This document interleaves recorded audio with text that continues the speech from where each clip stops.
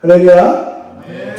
성경은 우리 인생이 이 땅에서 한 날이 되기 전에 우리 인생의 모든 날이 여호와의 책에 다 기록되어 있다, 이렇게 말하고 있습니다.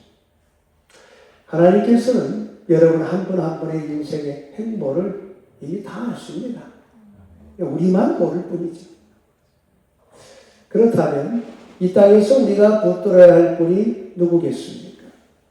우리의 구원자이시오, 환난 날에 우리가 피할 바위가 되어주시는 예수 그리스도인 줄 믿습니다. 오늘도 주님의 말씀을 마음에 잘 심으셔서 하나님께서 기뻐하시는 삶을 사시길 주 예수님의 이름으로 축원합니다. 오늘 함께 나눌 말씀은 여호수아 2장 15절부터 18절까지입니다. 이다 같이 한 목소리로 읽어보겠습니다.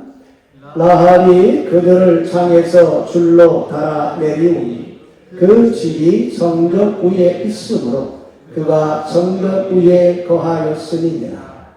라합이 그들에게 이르되 두렵건대 따르는 사람들이 너희를 만날까 하니 너희는 산으로 가서 거기 4일을 숨었다가 따르는 자들이 돌아간 후에 너희 길을 갈지니라. 두 사람이 그에게 이르되 내가 우리로 서약게 한 이 맹세에 대하여 우리가 허물이 없게 하리니 우리가 이 땅에 들어올 때에 우리를 달아내리는 창에 이 붉은 줄을 메고 내 부모와 형제와 내 아비의 가족을 다 내 집에 모으라. 할렐루야. 오늘 말씀은 애굽의 노예 생활에서 해방된 이스라엘 백성들이 40년간의 광야 생활을 끝내고 하나님께서 그들에게 약속하셨던 가나안 땅에 들어가기 전에 맞닥뜨린 여리고 성과 관련된 내용입니다. 여리고 성은 어떤 성이었을까요? 고고학자들이 밝혀낸 자료에 의하면 여리고 성은 다음 글과 같은 모습을 하고 있었습니다. 여리고 성은 길이가 350m였고 폭이 150m. 전체 둘레는 600에서 1000m이기 때문에 전체 면적은 25,000에서 36,000 제곱미터로 추정됩니다. 바깥쪽에 있는 하층 성벽과 안쪽에 있는 상층 성벽 간의 간격은 3.5에서 4.5m나 되기 때문에 이 두 성벽 사이에도 사람들이 살고 있었습니다. 바로 오늘 본문에 나오는 기생 라합의 집이 바로 이 두 성벽 사이에 있었습니다. 외벽의 기초가 2m이고 그 위에 성벽을 7m 높이로 더 쌓았습니다. 내벽은 먼저 두 굴 14m 쌓은 후에 그 위에 6m 높이의 성벽을 또 쌓습니다. 여리고성은 점령하기가 아주 어려운 난공불락의 성이었습니다. 모세가 죽은 후에 그의 뒤를 이어서 이스라엘의 지도자가 된 여호수아는 믿음으로 요단강을 건넜습니다. 요단강 물이 막 흘러넘치고 있었지만 하나님께서 하나님의 언약궤를 메고 있는 제사장들에게 먼저 너희가 요단강에 발을 넣으라 했으면 그 제사장들이 하나님의 말씀에 순종해서 흘러넘치고 있는 요단강 속에 믿음으로 한 발을 딱 넣는 순간 갑자기 흐르던 물이 뚝 끊어지고 보이지 않는 벽에 막혀가지고 물이 역류해서 쌓이면서 강바닥을 만나버렸습니다. 아주 놀라운 기적을 경험한 것이지요. 그들은 지난 40년간 광야에서 살 때에 어른들이 전해주던 놀라운 이야기를 들었습니다. 그들이 들은 내용은 대충 이런 내용이었습니다. 그들의 조상들이 애굽의 총리가 되어 있는 아브라함의 증손자 요셉 덕분에 극심한 가뭄을 피해서 애굽으로 들어가가지고 430년간 그곳에서 살았습니다. 요셉은 30세에 애굽의 총리가 돼가지고 80년간 총리로 일하다가 110세에 죽었습니다. 애굽의 모든 백성들이 요셉을 위대한 총리로 존경하고 있었기 때문에 이 초기 200년 정도는 이스라엘 백성들이 애굽에서 대접을 잘 받으며 평안하게 살 수 있었어요.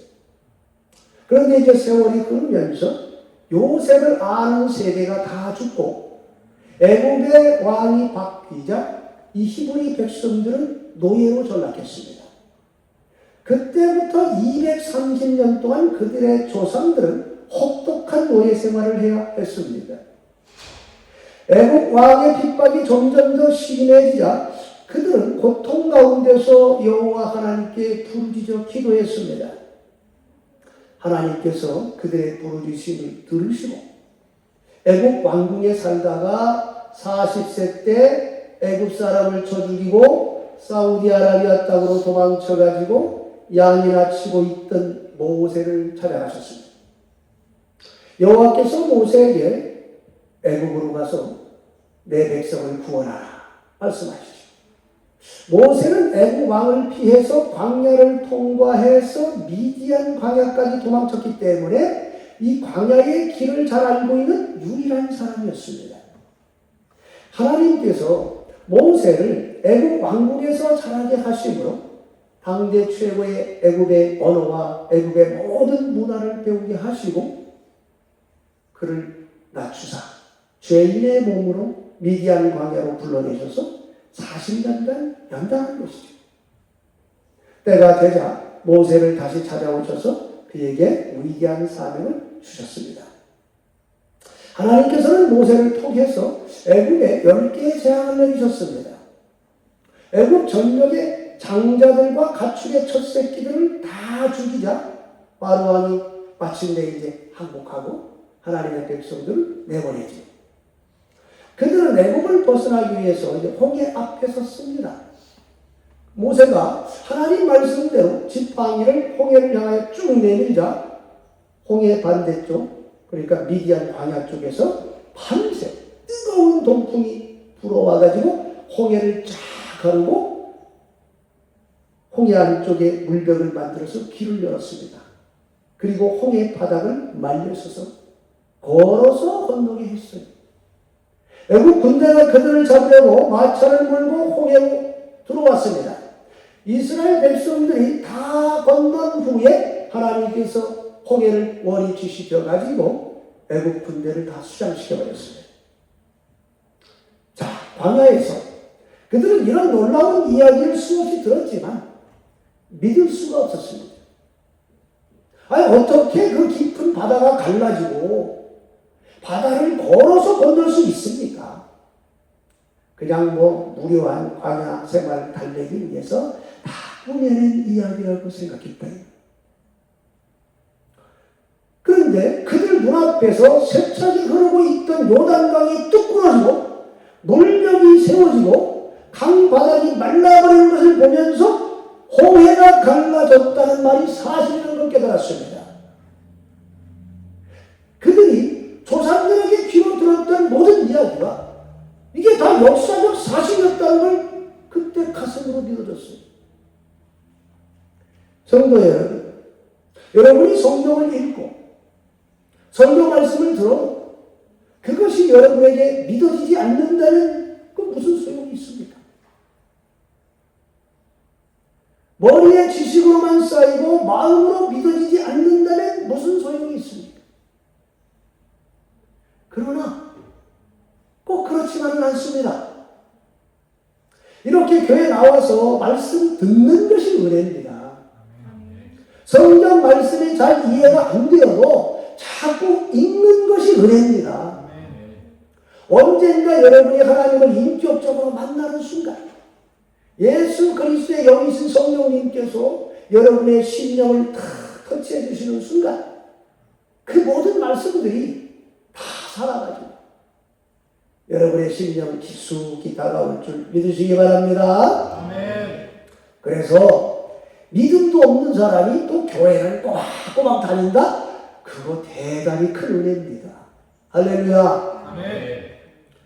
예배에 참석하지 않는 사람보다 믿음이 없어도 예배 참석하는 사람이 복된 사람입니다. 한 한쪽 귀로 듣고 다른 쪽 귀로 흘려보내는 것 같아도 말씀 듣는 게 복입니다.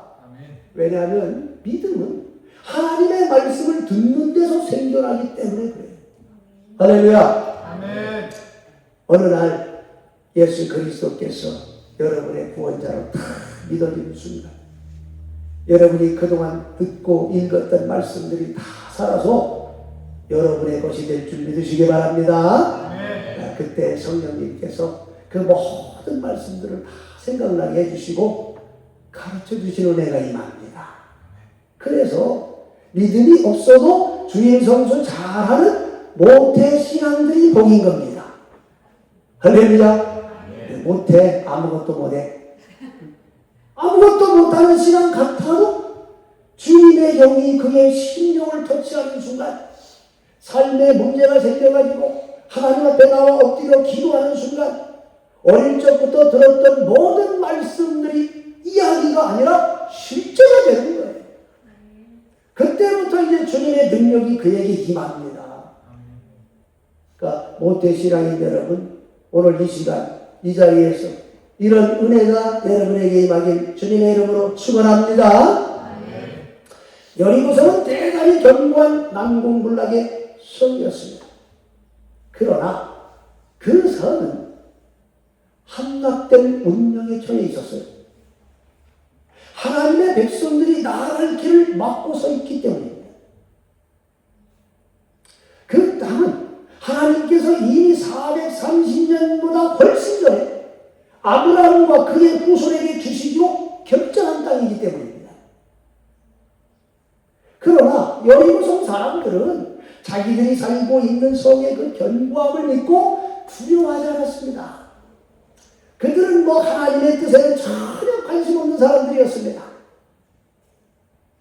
아무리 능력 있는 신이라고 해도 이 견고한 여리고성을 절대로 무너뜨릴 수 없다고 자신했습니다. 물론 여리고성에 살고 있던 사람들도 소문을 들었습니다. 지금 여리고성을 향해서 아주 무시무시한 민족이 다가오고 있다. 소식은 들었어요. 이스라엘 백성들이 그들이 믿는 신이 초강대국 애굽에 10개의 재앙을 내리고 홍해를 가르고 그의 백성들이 걸어가지고 건너게 했다. 소문 들었습니다. 그들의 수는 엄청나다. 전쟁에 나갈 수 있는 20세 이상의 남자들만 계산했는데 60만 3,550명 됐다. 그러니까는 여자들, 아이들, 노인들, 그리고 그들을 따라서 애굽에서 함께 나온 수많은 이방 민족을 합치면 대략 200만 명에 육박하는 엄청난 사람들이 지금 애굽에서 나왔다. 그들은 홍해를 건넌 후에 광야에서 40년간을 살았다 이 말이에요. 여러분, 광야에는 먹을 것이 없습니다.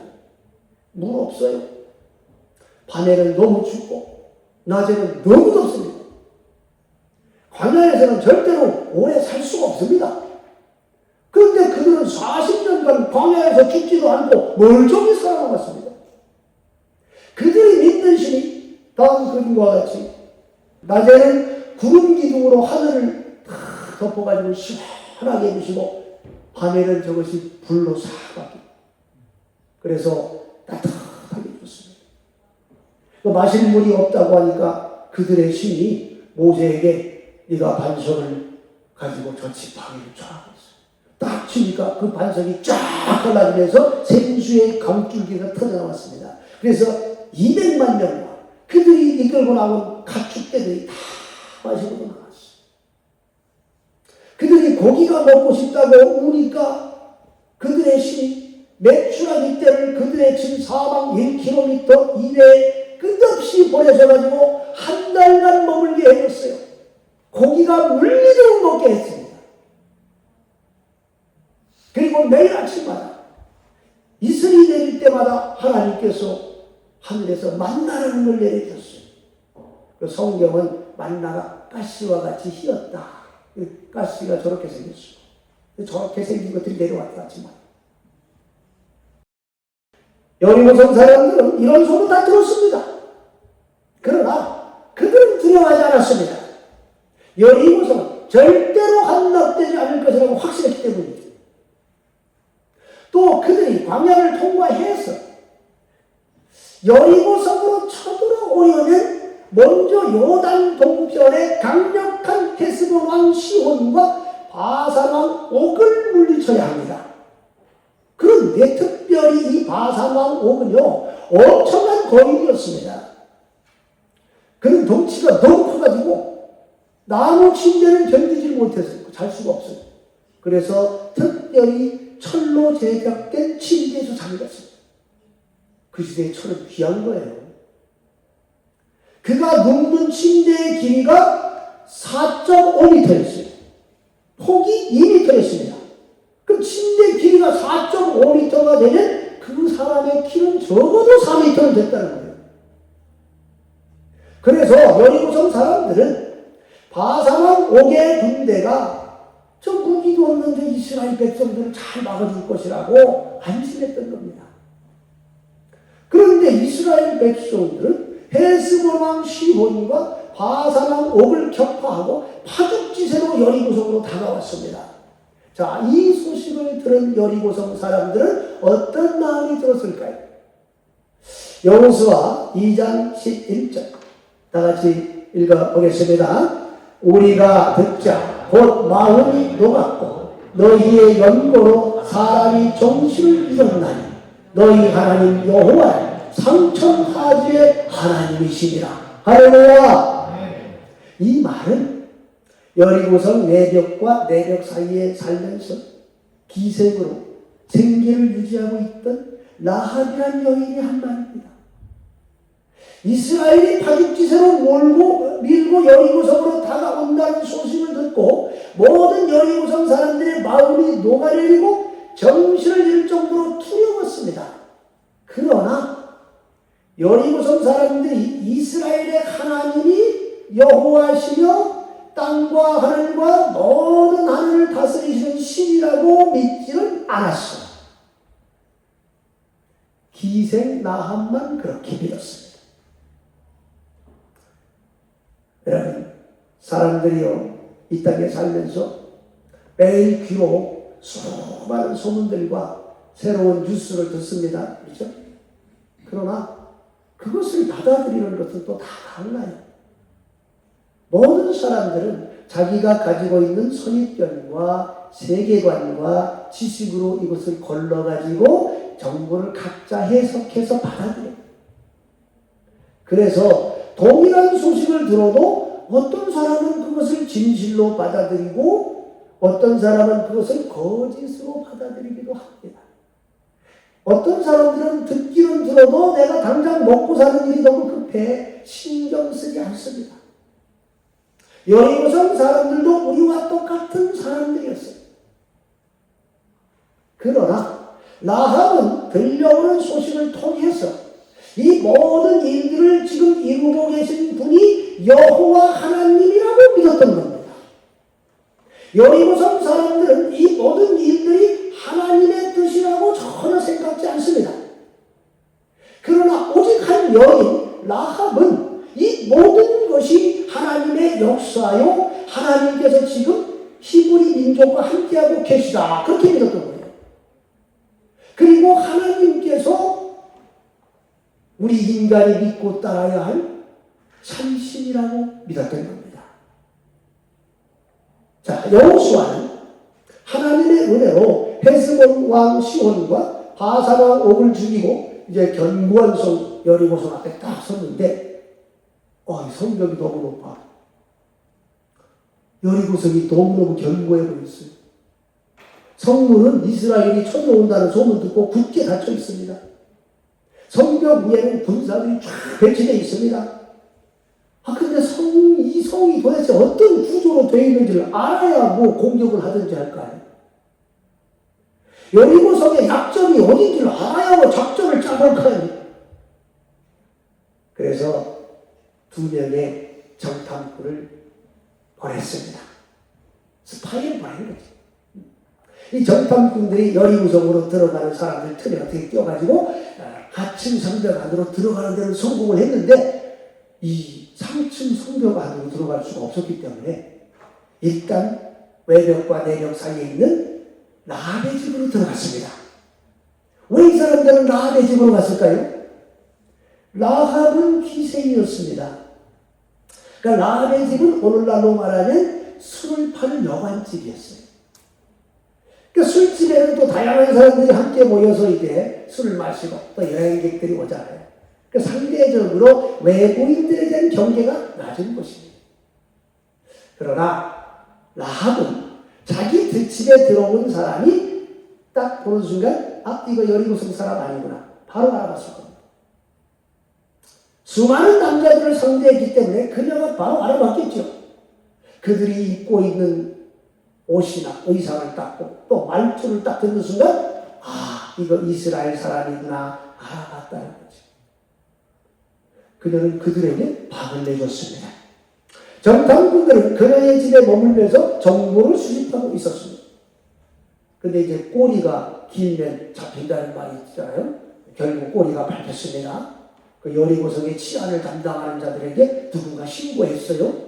그 라합의 집에 이상한 사람이 살고 있다는 첩보가 들어오자마자 그들이 라합의 집을 덮쳤습니다. 그 라합이 그들을 얼른 지붕 위로 데리고 올라가가지고 지붕에 버려놓은 상대 사이에 숨겼어요. 그리고 집에 찾아온 사람들에게 그들이 우리 집에 왔던 건 맞는데 나는 그 사람들이 이 스파이인지는 몰랐습니다. 이렇게 말해요. 어디로 갔느냐 물으니까 어디로 간지는 모르는데 지금 방금 전에 나갔다고 빨리 쫓아가봐라 했습니다. 자, 그러니까 그녀는 여리고성을 공격할 적군의 스파이를 숨겨준 거예요. 이것이 발각되면 반역죄로 처형될 일입니다. 나라를 팔아먹은 매국노라는 비난을 받게 됩니다. 그녀는 왜 이런 위험한 일을 했을까요? 그녀는 이 모든 일을 주관하시는 분이 여호와 하나님이라고 믿었기 때문에 하나님께서 함께 하시는 백성을 돕는 것이 곧 하나님을 섬기는 길이라고 믿었던 겁니다. 이 길만이 자기와 자기 가족이 사는 길이라고 믿었던 겁니다. 그 믿음에 자신의 모든 걸 건 겁니다. 여러분, 믿음은 이런 거예요. 히브리서 11장 1절 우리 다 같이 읽어보시겠습니다. 믿음은 바라는 것들의 실상이요 보지 못하는 것들의 증거. 할렐루야. 그녀는 믿음으로 바라는 겁니다. 이스라엘의 하나님께서 초강대국 애국을 심판하시고 이스라엘 민족을 광야로 이끌어냈습니다. 아무것도 없는 광야에서 40년간 그들이 필요한 모든 것을 채워주셨습니다. 그들이 나아가는 길을 막는 자는 누군가 진단하셨습니다. 그 유명한 고인 바사랑 옥마저 여호와의 백성들 앞에서는 아무것도 할 수 없었습니다. 여리고성 사람들이 여리고성의 이 견고함을 믿고 있었지만 여호와 하나님께서 이 여리고성도 곧 함락시킬 것이라고 믿었던 거예요. 그래서 이 멸망당할 세상에서 구원받는 길은 오직 하나님을 믿고 하나님이 보내신 사람들을 돕는 것이라고 생각한 겁니다. 그녀는 지금 눈에 보이진 않았지만 믿음으로 바라봤던 거예요. 그 결과 그녀가 바라던 일이 실제로 일어나서 그녀의 믿음이 참이었다는 게 증명된 줄 믿으시기 바랍니다. 이로써 그녀는 정탐꾼으로 왔던 두 남자 중에 한 남자 이름이 살몬이야. 이 살몬이라는 남자가 나중에 결혼해요. 그래서 예수님으로 이어지는 이 믿음의 계보에 들어가는 영광을 누리게 됩니다. 그녀는 믿음을 가지고 정탐꾼들에게 자신의 수원을 말했습니다. 자, 여호수아 2장 12, 13절 같이 읽어보겠습니다. 그러므로 청하노니 내가 너희를 선대하였은즉 너희도 내 아버지의 집을 선대하여 나의 부모와 남녀 형제와 무릇 그들에게 있는 모든 자를 살려주어 우리 생명을 죽는 데서 건져내기로 이제 여호와로 맹세하고 내게 진실한 표를 내라. 할렐루야. 자, 이 말씀을 잘 보시면 그녀가 왜 기생이라고 하는 이 어려운 직업에 종사하게 되었는지를 알 수 있습니다. 그녀는 쾌락과 돈을 벌기 위해서 기생이 되었던 게 아니었습니다. 그녀는 부모님과 형제들을 먹여 살리기 위해서 어쩔 수 없이 기생이 될 수밖에 없었습니다. 그래서 이 절체절명의 순간에도 그녀는 자기 혼자만 구원받기를 원치 않았습니다. 그녀는 자신과 그녀의 부모 형제가 모두 다 구원받기를 원했습니다. 정탐꾼들의 약속을 받고 라합은 정탐꾼들이 무사히 돌아갈 수 있도록 돕기 위해서 자기 집 창문에다가 붉은 줄을 내가지고 성벽으로 쫙 내렸습니다. 이 정탐꾼들이 그 붉은 줄을 붙들고 성벽을 내려가기 전에 라합에게 아주 중요한 말을 합니다. 자, 18절 말씀 다 같이 읽어보겠습니다. 우리가 이 땅에 들어올 때에 우리를 달아내리는 창에 이 붉은 줄을 내고 내 부모와 형제와 네 아비의 가족을 다 내 집에 모으라. 할렐루야. 정탐꾼들은 자기들이 살기 위해서 붙잡고 성벽을 내려간 붉은 줄을 잘 보관했다. 이스라엘이 여리고를 공격하려 하거든 이 붉은 줄 창틀에 매가지고 성벽에 그대로 내려놓아라 이렇게 얘기했습니다. 그리고 그녀의 부모와 친척들을 다 집으로 불러 모으라고 했습니다.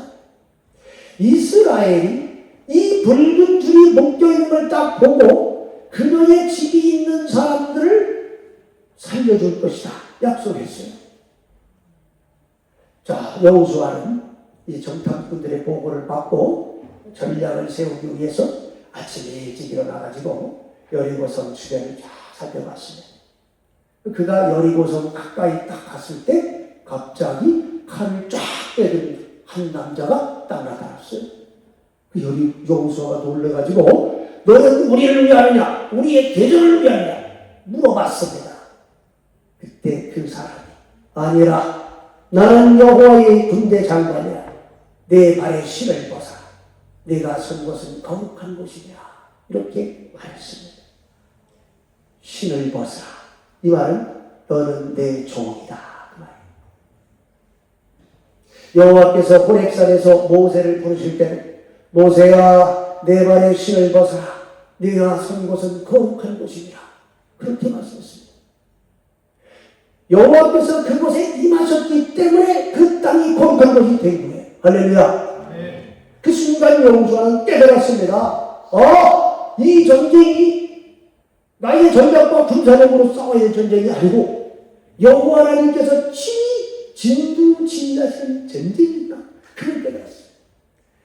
여호수아는 자기가 하나님의 종에 불과하다는 그 정체성을 회복한 겁니다. 이거 아주 중요한 거예요. 여호와께서는 여호수아에게 백성들을 이끌고 여리고성을 6일 동안 하루에 한 바퀴씩만 돌아라. 그리고 7일째가 되거든 7바퀴를 돌고 외쳐라. 이렇게 말씀했습니다. 말도 안 되는 전략이지만 여호수아가 자기 생각 다 내려놓고 순종하자 여리고성은 순식간에 붕괴되고 있습니다.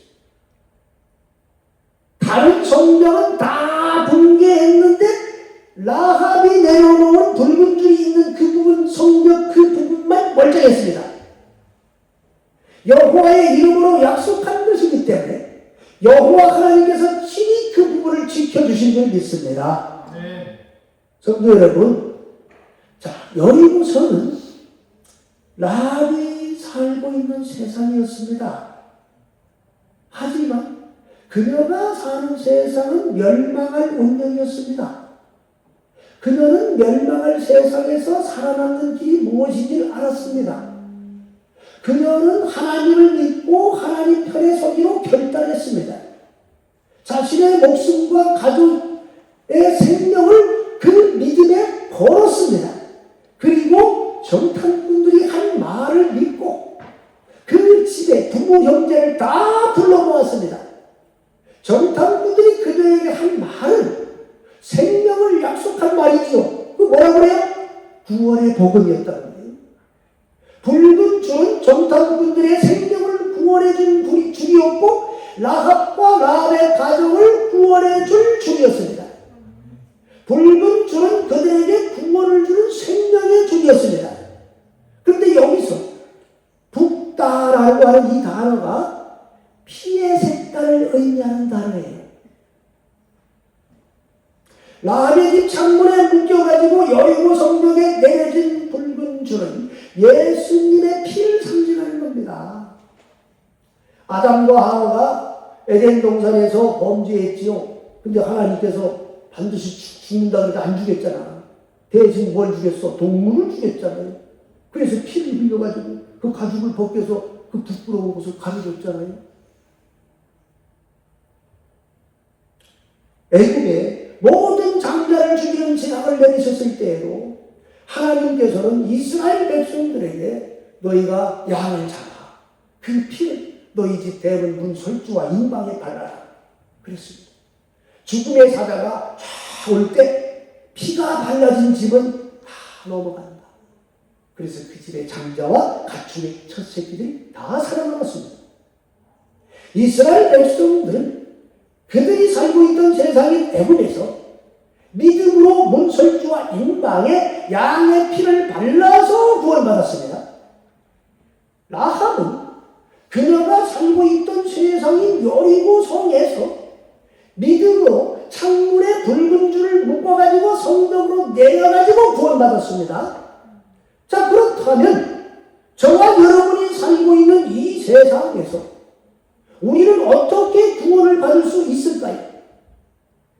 이 세상도 멸망할 운명에 처해 있습니다. 우리 주 예수 그리스도께서 다시 오실 때 예수님께서는 이 세상을 심판하기 위해서 오십니다. 할렐루야. 심판받을 이 세상에서 우리가 어떻게 해야 하면 구원받을 수 있을까요? 우리도 하나님께서 보내신 예수 그 어린 양이신 예수 그리스도의 피를 붙들어야 합니다. 우리를 위해서 십자가에 못 박혀서 거룩한 보혈의 피를 흘려가지고 우리 죄값 대신 치러주신 예수 그리스도를 믿어야 구원받는 줄 믿으시기 바랍니다. 우리가 사는 길은 오직 하나뿐인 거예요. 죄를 회개하고 예수 그리스도를 구원자로 믿는 것입니다. 할렐루야. 아멘. 예수 그리스도를 구원자로 믿고 우리 인생의 핸들을 우리 예수님께 맡길 때 우리는 완전히 새로운 피조물이 돼가지고 새로운 인생을 살게 되는 거예요. 다가오는 멸망에서 벗어나서 하나님의 자녀로서 천국의 백성으로서 살게 되는 겁니다. 라합 한 사람이 하나님을 믿자 그녀의 온 가족이 구원을 받았습니다. 그래서 베드로 사도가 주 예수를 믿으라. 그러면 너와 내 집이 구원을 얻으리라. 이렇게 말합니다. 여리고성이 멸망할 때 라합의 집은 구원의 장소, 곧 교회가 됐던 겁니다. 그 집에 들어온 사람만 살아요. 여러분도 예수님의 피로 산 교회에 모이셨으니 예수 그리스도를 구원자로 믿어서 영생을 얻으시길 주님의 이름으로 축원합니다. 이 시간 오늘 말씀 생각하시며 우리 다 같이 기도했으면 합니다. 성도 여러분, 우리는 오늘 기생 라합이 믿음으로 어떻게 구원받았는지 들었습니다. 그녀는 망할 운명의 세상에서 자신의 모든 걸 걸지 않았습니다. 그녀는 모든 역사를 다스리는 하나님께 인생을 걸었습니다. 하나님의 뜻에 순종하는 것이 살 길이라고 믿어서 구원받고 예수님의 조상이 되는 영광을 얻었습니다. 이 시간 우리 자신을 잠시 돌아봅시다. 우리는 지금 무엇을 위해서 열심을 내고 있습니까? 하나님의 나라와 의를 위해서 달려가고 있습니다. 의인은 믿음으로 말미암아 산다 했습니다. 우리도 라합과 같이 믿음으로 살게 해달라고 기도합시다. 우리 다 같이 주여 한번 부르고 동성으로 기도하시겠습니다. 주여